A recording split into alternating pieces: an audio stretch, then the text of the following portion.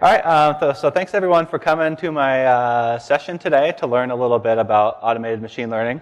I was a researcher at the University of Pennsylvania up until January of this year, and I spent a good few years working on this field called automated machine learning, which when I got into it was still a little bit of a niche research field, but now it's really taken off. So I've just been trying to go around and teach people about it and hopefully get more people than just my parents excited about it. Just kidding. Ooh, okay, I've got to be careful about my breathing. Okay, so lately if you've been, actually I should start with a show of hands. Who has just heard of automated machine learning? Like raise your hand if you've heard of automated machine learning. Okay, now keep your hands up, or put them back up if you have used an automated machine learning tool, like recently, or at all. Okay, great. Looks like we've got a great audience for this talk then. Okay, so if you've heard about automated machine learning and you've read about it, maybe online, maybe you've seen some of these quotes that I'm about to put up on this slide. One article has described automated machine learning as a quiet revolution in AI. And we've seen another great article out of Airbnb where they talk about automated machine learning as a paradigm shift that accelerates data scientist productivity. It's a great article. Look it up if you're interested. Recently, DARPA, this was a cool headline, DARPA wants to design an army of ultimate automated data scientists. We've even seen some articles, some headlines out of the New York Times that sound very lofty, like building AI that can build AI. How cool does that sound, right?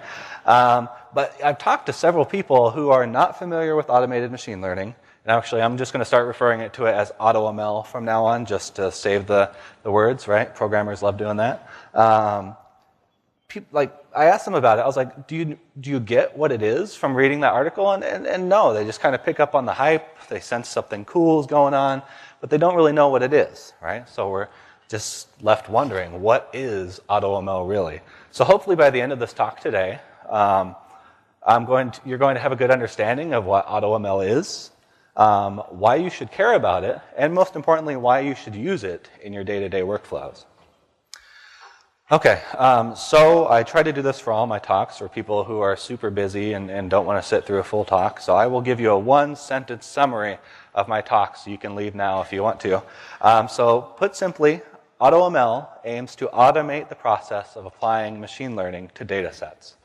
Could have guessed that one, right? All right. Good, no one's leaving the room. Awesome. Okay, because really, AutoML is much more than that, right? So there was a neat study that came out of a company in Philadelphia back in 2015, and they were trying to put together a semi-serious post trying to estimate the number of data scientists between 1995 and 2015.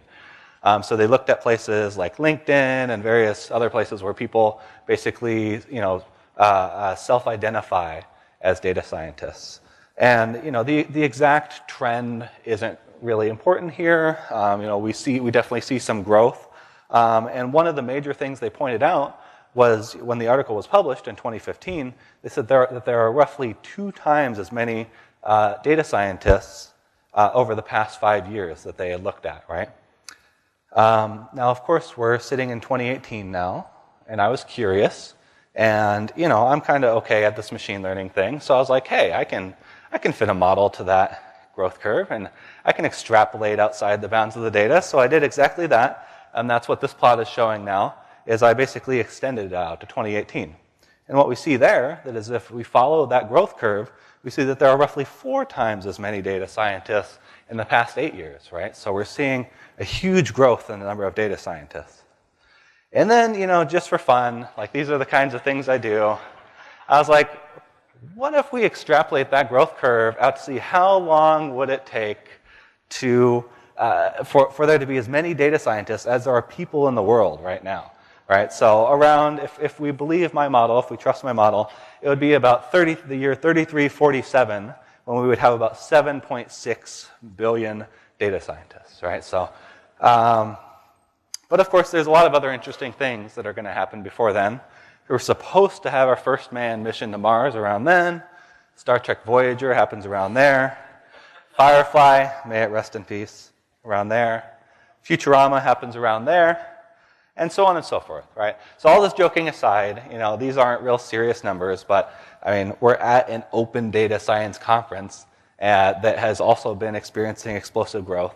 It's fairly obvious data science and data scientists are booming right now.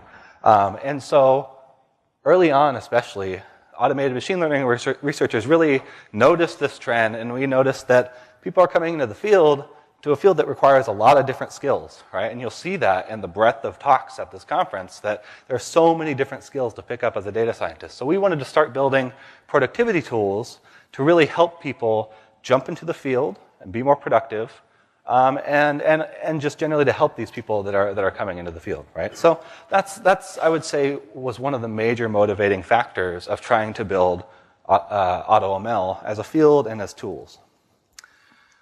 Okay, so I have another question, I guess, maybe Q&A for the audience, which is who has used machine learning in their job relatively recently, by show of hands? A lot of people. Yeah, cool, right on. And so when you see quotes like this, right, when you crack open one of the beginner machine learning books, or you just look at the introductory section of a machine learning book, you're going to see some sort of definition of machine learning, right? For some reason, we always have to define it at the beginning of every book. And it's going to say, machine learning is a field of study that gives computers the ability to learn without being explicitly programmed. And, all the people who raise their hands to this last question are like, BS, that's such a lie. And here's why. Here's why that's such a lie. So I've put together a depiction here on this slide of, let's call it a typical machine learning workflow, right? And we're almost always going to be starting with some raw data on the left. And then usually the first thing that we're going to do, and we're going to spend a lot of time doing, is cleaning that data, right? We're going to be going into a data cleaning process, which is very manual, very time intensive. Data never comes in a nice format for some reason. Data needs to get its act together. And so we spend a lot of time cleaning it, getting the data in a nice, usually tabular format for the analysis that's coming downstream. Typically after the data cleaning process, we're going to have to do some sort of feature engineering, feature pre-processing, feature selection, basically reshaping the feature space for the columns to make your data more amenable to applying machine learning algorithms down the way. Then, of course, once we have the data in a nice format, we have to choose a machine learning model, right, of some sort. How are we going to do prediction on this data set? So that's our model selection step, and we have to choose one of potentially dozens of machine learning models. And then, of course, once we've chosen our model, we have to do all kinds of parameter tuning, not only for the machine learning model, but for any feature preprocessing steps that came before that, and maybe even the data cleaning steps.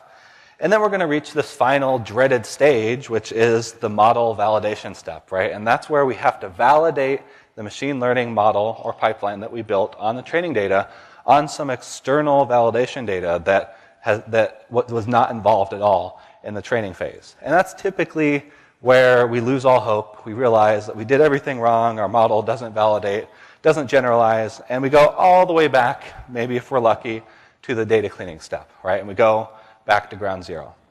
And basically, this is a very repetitive, cyclical process that we go through as data scientists and machine learning engineers to try to build an effective machine learning solution to the problem. So automated machine learning, if we look at this diagram now, is really trying to automate that middle part, right? If you can give it a data set that's in a reasonably clean format, it can handle some of the cleaning, it can do the feature preprocessing for you, it can do the model selection and the hyperparameter tuning for you, and then of course you have to provide some way to validate the model externally as well. So now that you have a decent high-level idea, at least, of what AutoML is, let's talk about the advantages of AutoML. So originally this part of the talk was just me talking, but I decided at one point I wanted to get data to support what I was talking about. So last year I did a study where basically I got 165 classification data sets from everywhere that I could. And then I grabbed good old scikit-learn and 13 classification machine learning algorithms from scikit-learn. And I started doing studies with it. So one of the first studies I did was I looked at if we compare the default parameters from scikit-learn to a tuned version of those algorithms on the same data set, how much improvement do we really see by just tuning the parameters, right? And so the y-axis here is showing the various machine learning algorithms, and then the x-axis is showing a distribution of performance improvement from tuning the algorithms on each data set. And so what we see here is basically, some algorithms, they don't see much improvement. Some algorithms see great improvement. On average, you're going to see about 5 to 10% improvement in classification accuracy just from tuning your algorithms from the default parameters.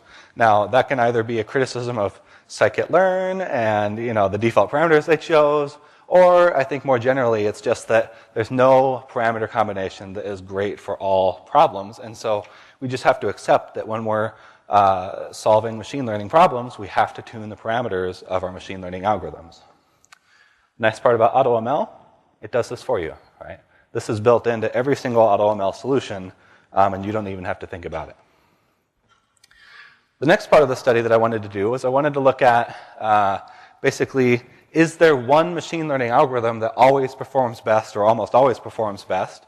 So I basically created a tournament between all of the machine learning algorithms.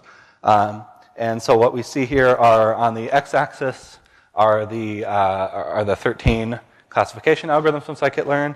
On the y-axis, or sorry, well, on both axes, they're both the machine learning algorithms. And so basically what these grids are showing is the percentage out of 165 data sets where the model on the left outperformed the model on the bottom. And I also rank the models by their average performance, basically. So, maybe to more experienced machine learning folks, not surprised what comes out on top: gradient tree boosting, random forests, SVMs. It's what we've seen for a long time now. I'll note neural networks were not included here. They would probably also perform pretty well. But yeah, so basically, what we see is that, yeah, gradient tree boosting can do pretty well on a lot of problems. But notably, even in the case where we take the very worst machine learning algorithm here, the multinomial naive Bayes, poor naive Bayes, just, I don't know, not very good in scikit-learn. There is one data set where even multinomial naive Bayes outperforms gradient tree boosting on the problem, right? So I think the important takeaway here is that we really can't stick to just one machine learning algorithm, right? Whenever we're approaching a machine learning problem, we have to try many different kinds of approaches to see which one works best in the problem. And a lot of experts will say, well, hey, I have an intuition on it. Some people's intuition is, well, I know XGBoost is going to work well on it, so that's all I'm going to use. But the nice part is AutoML sort of frees us from any of those assumptions, right? A lot of AutoML solutions don't have any built-in assumptions or biases towards any particular machine learning algorithm. It's going to try all of them equally and then focus in on the ones that seem to be working well, right? So AutoML will handle this model selection problem for you. Another interesting survey that I ran across some time ago was surveying data scientists, and one of the questions they asked was, what do you spend the most of your time doing, or the most time doing as a part of your data science job? And so what this pie chart is doing here, and please don't cringe at the pie chart, maybe I should remake this, but anyway, what this pie chart is showing is basically the number one thing that each of the data scientists that they surveyed says was the most time consuming. And I think the result here is about as expected, right? Like for most people, they spend most of their time cleaning data. That's just our job as data scientists. So I think it's important for us to recognize that cleaning and pre-processing data is extremely important, but it's also extremely time consuming, right? There's a lot of manual programming involved there. And the nice part about AutoML is it can handle some of this for you. I'm not going to overpromise and say it can handle all of it for you, because let's just face it, some data sets are really nasty, and there's not even a programmatic way to clean them. We're just sitting in a text editor or some tabular data editing program, whatever, and you just have to do it manually, right? And those are things that are very difficult to automate. But a lot of the more straightforward things, at least from a programmatic perspective, like replacing missing values, encoding data in a way that's required for your machine learning algorithms, things like that, that AutoML can handle that for you. Okay, so now let's talk a little bit about the early days of AutoML. Hopefully now that you're properly motivated and in love with AutoML at this point. And I should note, the early days of AutoML, it's not like we're talking like the 1600s or something. We're talking the 1990s. That was when AutoML really started to come around as an idea. I think that's generally accepted now. And back then, it focused primarily on parameter tuning. Like that was an advanced thing back then. And maybe if they really got advanced, they would do some model selection, right? So some of these AutoML programs, they would have a fixed set of machine learning algorithms that they would go through, and then they would tune those parameters for you. They mostly used techniques like grid search and random search. And can I get another show of hands? Like, who's familiar with grid search and random search? Yeah, a lot of people. Cool. Very, very popular tools of the trade. And so I guess for people who don't know, grid search is basically the idea of, whenever you're tuning algorithms, you're going to set out a fixed set or a grid of parameters, algorithms, so on and so forth. A fixed, a whole set of combinations of parameters that you're going to try out. And then you just brute force go through and try every single one, and then take the best one or the top 5 or whatever according to some evaluation metric, right? So it's super straightforward, and it works most of the time. Random search is basically a similar idea to that, except instead of exhaustively going through every single one, you're going to randomly sample different parameters, different algorithms, completely at random or pseudo-random, I guess, and try those out and then take the best one. And usually you allot some budget to that. And the neat thing is there's actually several research papers out there that show that random search works better almost all the time than grid search. So if you're using grid search, think about looking into random search. At the very least, please take that away from this today. Okay, going back to AutoML, nowadays we wouldn't really call these early forms of AutoML, right? Like this is just model selection. This is just parameter tuning. It's not really that fancy or special. So not to be elitist about it, but it's just we have to define the field somehow. And these are pretty basic techniques. But times were simpler back then, right? We didn't have data sets at the scope and scale that we have now. We didn't have compute, definitely not the compute at the scale that we do now. And so, a lot of our ideas of what we think is possible is limited by that, right? So this was big stuff back in the day. But now we're in more of a modern view of AutoML, where if we go back to that diagram that I showed earlier in the talk, we're trying to optimize the entire machine learning workflow, right? So we're not just limited to model selection and parameter tuning. We're trying to include all possible ways of pre-processing, doing feature construction, even some forms of data cleaning. We're trying to include that into the optimization process.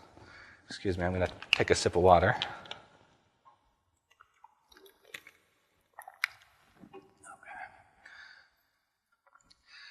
So the challenge of that now is that we're moving ourselves into a much, much larger search space, right? Like we're not just looking at a few different models and a few different parameters for those models. We're looking at a potentially infinite search space because there are potentially infinite ways to analyze a data set, right? So what that requires is a more advanced search technique than just grid search or random search. We need some sort of smarter way of trying out this almost, technically infinite number of combinations of ways to solve the problem, right? And so I'm not going to go into super detail on this, but I just want to give you like a high-level understanding of what these search techniques are trying to do. So let's focus on these plots on the right here. So the bottom plot is essentially showing like what we've tried already and how good those parameter combinations are doing. The top plot is showing, according to the optimization algorithm, what we think is the most promising next, based off of what we tried, right? And this is for a simple 2D problem, right, where we're tuning 2 parameters for a machine learning algorithm. we would have to really bend our minds if we wanted to go 3D or 4D or beyond. So let's stick to 2D. It's easy to understand, right?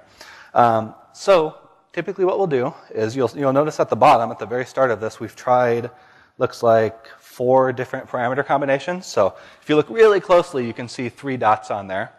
And the coloring there indicates, which parameter combinations seem to be performing better. And the redder the area is, the better it's performing there. So the redder, the better. That's a dangerous thing to say around here, politically. Anyway, so let me turn this video on, and you'll basically see that it has this initial sampling that it's trying out on the bottom, and then the algorithm thinks it looks like it's going to start on the top left there, right, the redder, so it thinks that there's a promising parameter combination there, and it's going to then try that, update, try again, update, try again, update, and then it's going to narrow in eventually. You're going to notice there's a part of the search space right there that's really going to narrow in on that seems to be performing best in terms of parameter choices for this problem. All right, so that's the basic idea. A lot of search algorithms work that way. Start with an initial random sampling. That's your experience. Take a guess based off of your experience. Update your experience from how that worked. Try again, try again, try again, until you eventually narrow in on some good solution. And so there's many different ways of doing this, and that's where a lot of the automated machine learning research focuses right now. We spend an inordinate amount of time arguing like, is Bayesian optimization better? Is genetic programming better? Like, I think most people don't care, but that's kind of, what we like to do. But so these are just a handful of techniques that have, looked promising. And if you start digging into the research or start looking into the technical details of some of the AutoML solutions that you'll see, these are probably going to be involved somewhere. Meta-learning, Bayesian optimization, genetic programming, multi-arm bandit techniques have become popular recently, and there's new ones coming out seemingly every month.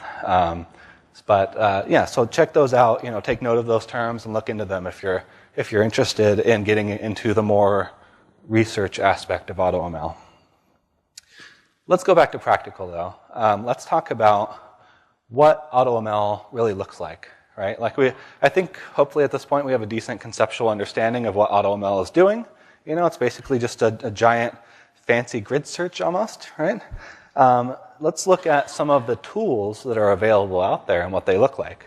Oh, cool. All right, this actually shows up decent on the screen, so that's exciting. So who's familiar with scikit-learn in Python? All right, awesome. A lot of people. So this code is probably looking a little familiar, maybe, right? Like we're loading in a data set, we're splitting it into a training and testing set, we're creating a model, and then we're passing the training data to the model and saying, model, go at it, figure out how to solve this problem for me. And so in this case, we're using this teapot package, which, full disclosure, I was a developer on for some time. So I happen to have a video readily available. So, what a big surprise there. And so at the last line in this Jupyter Notebook here, we're saying teapot.fit and passing the training data. And so once that line is called, it's passing the data into the AutoML system, and now it's just building machine learning pipelines, trying them out with five-fold or I think 10-fold, I don't remember, some k-fold cross-validation, getting that cross-validation score back, and then it's going to be going pretty quick here, so I'll try to pause at the right spot. But it's like trying out all these different pipelines. I'll pause there. So it gives you a progress bar. We've made that progress bar prettier now. Be careful about developing open source packages. You end up spending time doing things like improving progress bars. And it gives you a report of how well is the best pipeline that it's found. How well is that performing? Provides a pretty basic programmatic interface to it, right? And then if we run it to the end here, you'll see that it found a pipeline. I think this took about 3 minutes. This is obviously a sped up video. It took about 3 minutes to find a pipeline that gets, 99% accuracy on MNIST, right out of the box, right? And so it's important to know, a lot of AutoML tools do this. There is no external output from me, right? This AutoML tool had no idea what problem it was solving which if you're not familiar with MNIST, by the way, it's like showing pictures of digits and trying to classify, is this a 0, 1, 2, 3, 4, whatever. And so it's an image classification technique. So it had no idea about what problem it was solving. It just, tried a whole bunch of things, narrowed in on what seemed to work well, tuned the parameters, and found something that works well for the problem, right? Whoops, there's actually one more thing I wanted to show here.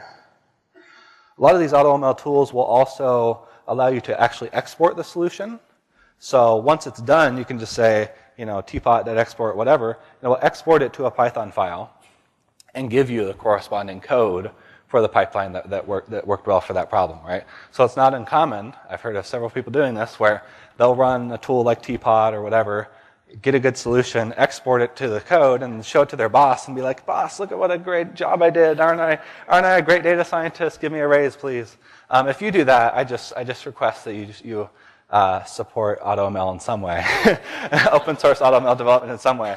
It's totally cool if you do that, though. I understand. Okay, so also let's look at a commercial solution, right? So the open source solution there was like programmatic, in a Jupyter notebook. You can do it on command line and whatever else too. Maybe more for advanced users that are comfortable with programming. I'm sure you've seen the booth for Data Robot here. They happen to have a good demo video for what their solution looks like. So let's just walk through it real quick. And you'll notice no programming whatsoever in this video, right? So they're going to take a tabular data set, and we'll look through it real quick. We're just trying to predict some binary outcome, whatever it is. It's all kinds of data here, not just neatly encoded in numbers, and they're trying to predict that true-false column at the end. They have some text data in there. It's basically drag and drop, right? You drop your file in there. That's uploading to their cloud on the back end. It's doing pre-processing already. They have a fixed routine in there that they do that for. And basically, all you have to do, let me pause it. Pause. Okay, there we go. All you have to do is on the left there, you say, what are we trying to predict? It goes, okay. How are you going to evaluate these pipelines? And so they're using, log loss. And then you click that big start button, right? And so they're like super straightforward. Right? Upload data, tell us what you're predicting, click start. And I think in a second, there's all kinds of other things you can do on the back end too, but that's the gist of it. On the side there, you can dedicate more, you think of them as like EC2 instances or whatever, compute instances to the problem, so you can evaluate more pipelines in parallel. And they also maintain like a public leaderboard, I guess you can call it, of these are the best pipelines so far. You can even dig into the pipelines and look at, what are they actually doing, at least in terms of named steps of the pipelines. And then they even have a lot of post-analysis stuff, so you can look at variable importances, lift charts, all kinds of stuff, right? So all kinds of post-analysis as well. And so basically, offering an AutoML solution that's just all purely click, web-based, no installation. So, I think that's one of the big differentiators you'll see between open source solutions and commercial solutions, is that open source solutions are like, they're built by, the nerds, the techie people that are like down in the ditches and doing the work and doing the research. So you're going to get a lot of programmatic interfaces, a lot of control over what's going on, and it's also open source, so you can modify it yourself. The downside being maybe not so friendly on the user interfaces. On the commercial side, typically, not always, but typically less sophisticated in terms of the AutoML techniques they use, but much more user friendly. That's a generalization, but it's generally true. Okay, so next let's talk a little bit about the available AutoML tools that are available out there. And of course, I'm going to break this down into free and open source and commercial again. Let's see. So one of the more popular ones out there is called ODSC Learn, which, as you might guess, was built on top of scikit-learn. It was built in Python, and basically what they're doing is they're using Bayesian optimization to search over a fixed 3-step pipeline. So they do data preprocessing, feature preprocessing, and then a model. And it's a pretty nice solution. You can find it there on GitHub.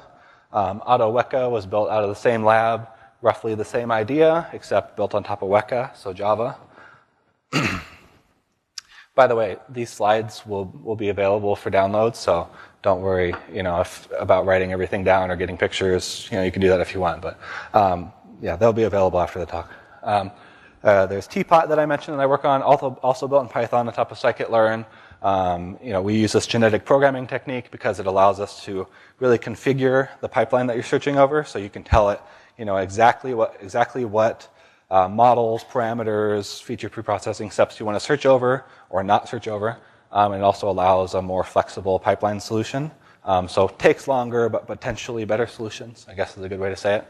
Of course, there's H2O's AutoML solution, which was built in Java, but also has Python, Scala, and R APIs. Also a very nice web GUI that I love to tinker around with. And this is a very nice open source AutoML solution from this company. And it basically does some basic data prep with a mix of grid and random search, and also has a nice focus on stacking. If you're familiar with stacking machine learning algorithms, they have a very nice solution for that. Also available there. One of the latest exciting developments in the open source world for AutoML has been AutoKeras, which is also built in Python. Maybe you're seeing a trend here. A lot of this is happening in Python, which does deep neural network architecture search. So who's familiar with the idea of designing architectures for deep neural networks? Yeah, it's not fun. A very important part of deep learning is choosing the architecture of your deep neural network, right? Like, how many hidden layers do you have? How many hidden nodes do they have? What kind of activation functions? How do you train the layers? There's so many different ways to do deep learning nowadays. It's overwhelming. The idea of, I can call it architecture search, is we want to automate that process, right? In the same way that we're automating machine learning for more typical machine learning pipelines, we can do the same thing for architecture search. So this AutoKeras package came out earlier this year, has some nice research behind it, and a nice demo of what they're doing, so check that out. On the other side, what I've started calling AutoMLOS, or automated machine learning as a service. We have some commercial AutoML tools, of course, Data Robot, which I showed a demo of.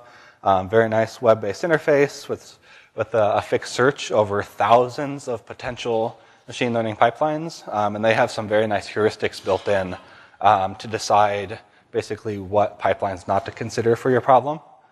H2O, as I mentioned before, has a driverless AI solution, which is basically their paid version of their product. Also a nice web interface. It's important to note here that they have a separate AutoML solution from their open source one, so it's not like you can just jump straight over. But also they have a very, very nice feature construction and feature synthesis technique that they built into that solution. So well worth checking out if you think that feature engineering is important for your problems. And of course, whenever any field gets hot, Google shows up. So Google's here with their Google AutoML platform. You've probably heard of it. And it's integrated into Google Cloud Compute. It started out initially as doing architecture search with their Google AutoML Vision, but the services that they're offering are expanding pretty rapidly. Last I checked, they had a new text classification service, and I've researching as much as I can about it and talking to who I can about it. It seems like they're going to be offering a full spectrum of AutoML solutions on their Google platform soon. So, if you like Google, you're set. Amazon has also been breaking into this space with their SageMaker product. So right now, SageMaker offers a nice Jupyter Notebook interface that you can run right on their AWS platform, and they have some nice scalable machine learning training solutions where they fan it out across a whole bunch of nodes. And talking to their engineers, I've been very excited to see they're promising some more AutoML solutions soon. So I'm looking forward to, and hopefully you're looking forward to also, to seeing what comes out of there, if you prefer to be on Amazon instead. And I was actually very surprised to see Salesforce. One of my ex-mentees went to go work for Salesforce, working on this Salesforce Einstein team, and they're building an AutoML solution within Salesforce also. So, if your company is built into Salesforce, well, one, I'm sorry, I suffer too. But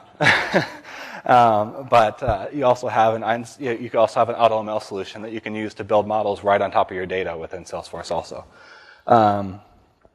Okay, so those are, and by the way, this is not by any means an exhaustive list. This is just the list. This is the top of the list of open source and commercial solutions that are available. So plenty more to come. Let's talk a little bit about the future of AutoML. I'm going to take another sip of water.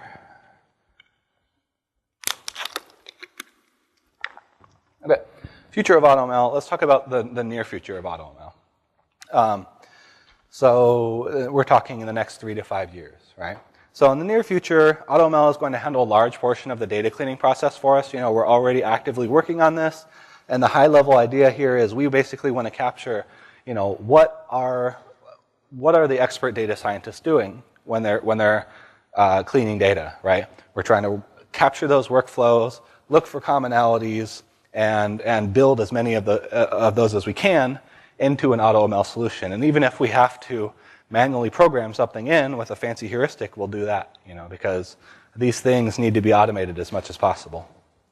Another thing that we'll see is that AutoML will vastly improve deep learning. We're already seeing it through the automated deep neural network architecture design. And also, there's a lot to be gained from just automating the pre-processing of data prior to passing it to the neural network. We don't want to put everything on the model. So if we can do some pre-processing ahead of time, AutoML can help with that. We're also going to see AutoML scale to large data sets. So a huge caveat right now is that AutoML is pretty slow on large data sets, like almost all the solutions out there. And so, AutoML has had a bit of a challenge breaking into the big data space, if you will. And that's simply because, it already takes a long time to build one model on a really large data set. Now to think about building thousands, right? But there's already a lot of promise there with technologies Spark, Dask, TensorFlow.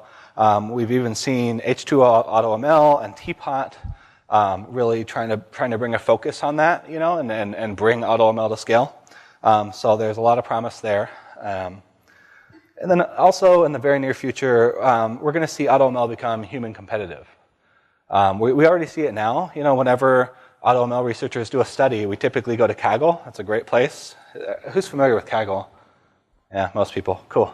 So Kaggle is like a machine learning competition website, right? They put up a data set and they say, everyone do whatever it takes to get the highest classification accuracy possible. And so we can, of course, put an AutoML solution in there too. And typically they land within the top 10% of the solutions, which is, I had honestly hoped it would be the top 1%. That would be ideal. But if we think about it, like these AutoML tools are coming in with minimal knowledge of what problem they're solving. They're on a computer, right? So they don't even need coffee. And they can go nonstop and just keep crunching on the problem, right? So to get within the top 10%, just with some software, that's pretty good, right? And also importantly to note, we've especially seen it out of the Google AutoML research group, where in the deep neural network architecture design, where they found that not only can their AutoML solution find a neural network that has a higher classification accuracy, but also uses a small neural network, right? So it's better and more efficient. So there's a lot of promise from what AutoML can bring here. Now let's talk a little bit about AutoML in the more distant future. Got a couple things here. So the biggest one I think, is that AutoML will transform the practice of data science as we know it. Right now there's so much focus, especially with junior data scientists, on like learning the algorithms and like, what algorithm do I use? And they're like super focused on the intricacies and the technical details of the problem that they're solving. But I think AutoML is going to be able to solve a lot of that level of data science. If we think of it as like a junior data scientist, typically a more senior data scientist will scope out a problem and then have a nice straightforward problem for a junior data scientist to solve. and send them off to their computer or whatever to spend a week trying many different ways to solve that problem using a prediction algorithm. AutoML, I think, will take over that. And then, we'll have less focus on choosing the right machine learning workflow and more focus on what I see as the more pressing aspects, the more pressing domains, the harder domains of data science and machine learning, which is, posing the right questions. Like, are we asking the actual right question here? Are we collecting and curating the right data to solve those problems? And just generally thinking like a data scientist, right? Like, how do I translate this business or research problem into a data problem? Like, that's really hard. Takes a lot of experience or a lot of intuition and insight. And that's something that AutoML is not going to be able to capture quite as easily, although, I'll be honest, we're working on it too. And so I think those are the broader skills that we need to focus on, and AutoML will enable us to do that. The other one is just to keep a high-level perspective here, as if this isn't high-level enough. AutoML is just a small part of a greater meta-learning movement, right? So like AutoML is trying to automate the automation of automation, which is super high-level. But what that means is that we're trying to get the computer to learn how to learn. And that's huge, right? Like, that goes way beyond just optimizing machine learning pipelines. If a machine can learn how to learn to do something better, I don't know, the problem space is huge, but I'm not here to have like a big lofty AI talk, so I'll stop there. But it has some really, really cool implications of what's to come. So that's it for my talk. Hopefully there's a decent amount of time left for questions. And also, if you don't feel comfortable asking questions here, feel free to come talk to me after the session. You can email me or tweet at me. Both of my contact info is on the slides there. But yeah, thank you all for your time and your attention. I hope you've learned a lot. Happy to take any questions.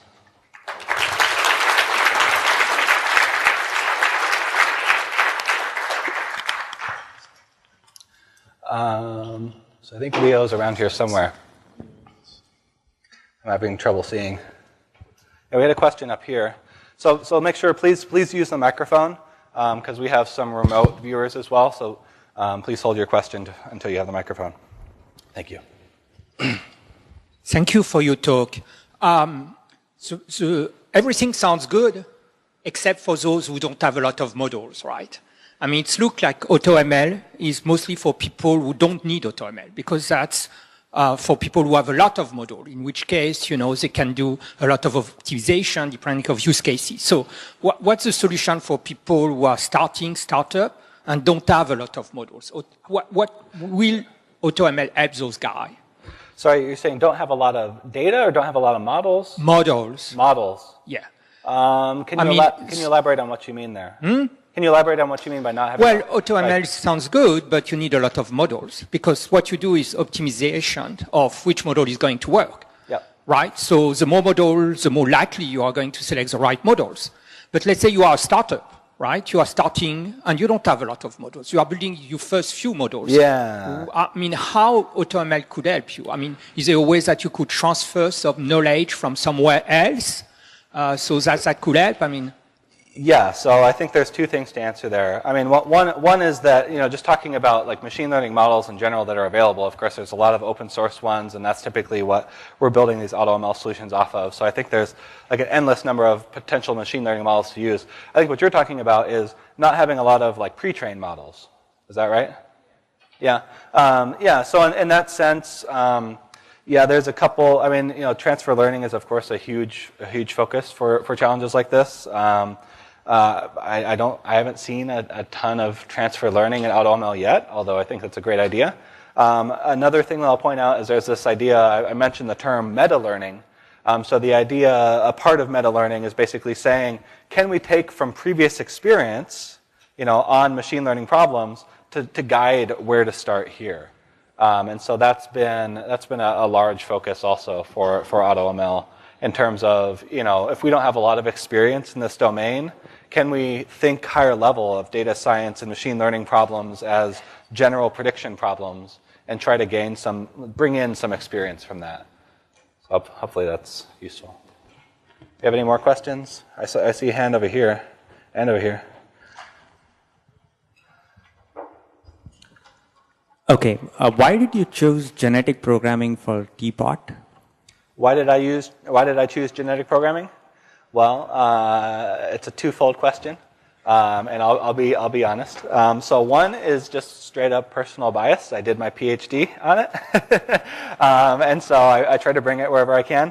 But I also think that genetic programming offers a unique advantage in this AutoML domain, which is that it doesn't restrict us to like a fixed set of pipelines. You know, a lot of these techniques we have to have like a fixed structure to the pipelines, or we have to do some really heavy workaround to achieve that.